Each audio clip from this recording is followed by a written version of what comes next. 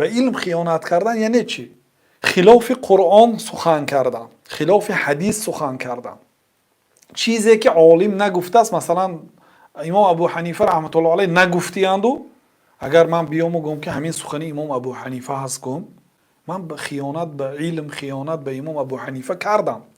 یا همین سخن امام ابو حنیفه گفته باشن و من بجا کنم و گویم که این سخن گویا سخنی من باشد، از نام خودم نقل کنم، سخن به صاحبش نسبت ندهم، اینم خیانت است. امانت علمی این است که هر یک علم به صاحبش باید نسبت دید. این گپ امام ابو حنیفه رحمت الله علیه گفتن، اینش امام قاضی ابو یوسف رحمت الله علیه گفتن، این گپ محمد ابن حسن شیبانی رحمت الله علیه، اینش گپ زفر هست، اینش گپ کرخی هست، اینش گپ امام احمد است، اینش گپ امام مالک است، اینش گپ امام شافعی، این گپ امام بخاری. هر یک اگر نگفتگی گپشه به همه عالم نسبت دید، اینم خیانت است. اگر گفتگی گپشه بجا کنید، اینم خیانت است.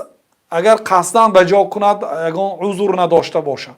بعضی آدم ها عذر داشتن نامی بعضی عالم ها را نمی گرفتند و بعضی علما رحمت الله علیهم گفته چی میکردن، لیکن نسبت میدادن که این سخنی من نیست. گفته این ممکن نه، این امانت علمی ویران میشه اگر سخن دیگر کسی از نام خودتان گویید.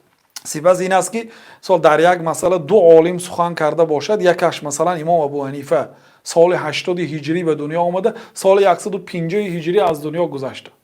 دویمش یک عالم مثلا شوکانی سالهای 1200 هجری زندگی کردگی، یعنی که بعد 1100 سال امام ابو حنیفه آمدگی. همین سخن هم امام ابو حنیفه گفته که هم شوکانی. در این حالت باید سخن امام ابو حنیفه نقل کرده شد، سخنی متقدمه.